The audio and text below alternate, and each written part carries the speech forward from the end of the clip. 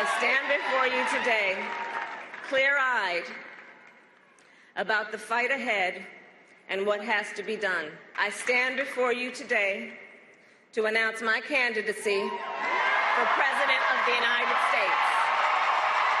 Well, that was Senator Kamala Harris kicking off her presidential campaign in Oakland over the weekend, touting big government programs like Medicare for All and universal pre-K.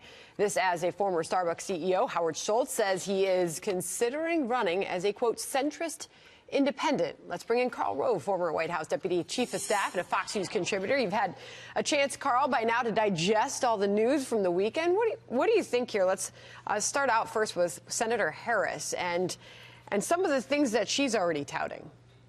Yeah, look, from the optics perspective, big crowd, lots of enthusiasm, some good sound bites.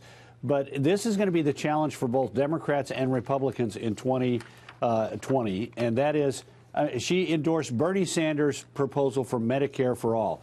Now, independent analyses suggest that that would cost an additional $32.6 trillion over the first 10 years of it being in place. You know, close to $3 trillion, more than $3 trillion on average per year.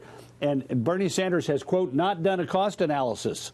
Well, I don't think Kamala Harris has done it either. The problem with Medicare for All, and both parties are going to have to find a way to talk about this, is the average Medicare beneficiary today who doesn't get Medicare until 65 pays in $160,000 in payroll taxes and takes out $486,000 in benefit and passes the $326,000 difference onto their kids and the grandkids in the form of bigger debt, bigger national debt. So how you're going to pay for it, how you're going to take a system that's already gone broke, the actuaries of Medicare say it's going to be broke in the next decade, how you go about taking care of that is going to be a big question for Kamala Harris. Sounds good for the Democrat left in the primaries, but in the general election could be a huge problem. We heard a lot about Medicare for All. We also heard Harris take on the president's planned border wall, calling it a medieval vanity project.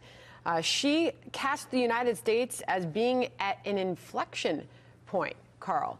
Just some of the words that we heard. She went on to ask the crowd there, who are we? Who are we as Americans? Let's answer that question. She said, America, we are better than this.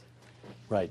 Well, she's positioning herself as an agent of change. But again, language is going to matter. I want her to go to San Diego, California, in her own state, and say, tear down the wall that separates the United States from Mexico. Because in San Diego and many places in San Diego County, the border between the United States is a street between a neighborhood in Mexico and a neighborhood in the United States. That's why we have a wall, so that people can't pass just through that border without having to go through a checkpoint. So again, the Democrats are running a risk. The things that, like calling it a medieval instrument, is going to be difficult to defend to a lot of other Americans. If you can make the case, as the president can make the case, and as common sense leads you to believe, that some places on the border where they're heavily urbanized areas, there needs to be a physical barrier that channels people to a border crossing so we can control who's coming in and out of the United States. Finally, again, sounds good for the Democrats, but general election a little bit more problematic. Finally, your thoughts on Howard Schultz and the possibility of him running over the weekend. He said, I'm seriously thinking of running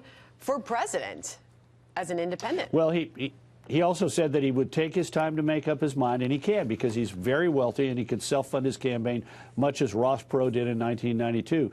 Problems with independents are it's difficult. It's increasingly difficult to get on all 50 state ballots. And then we've already seen people inside the Democratic Party take a hit at him, saying by running as an independent, all you're going to do is split the anti-Trump vote and make it easier for him to win. And these two things, the physical difficulty of getting on the ballot, even if you've got a compelling centrist message, and the difficulty of sniping from the left, saying all you're doing is making it easier for Trump to win again. Schultz is going to have to be able to overcome those by a combination of resources and, more importantly, a strong message that seems to penetrate. And he took on both parties, saying that they're both consistently not doing what's necessary on behalf of the American people and are engaged every single day, he said in an interview, in revenge politics. All right, what a weekend it was. Karl Rove, thank you for joining us this morning. You bet. Thanks for having me.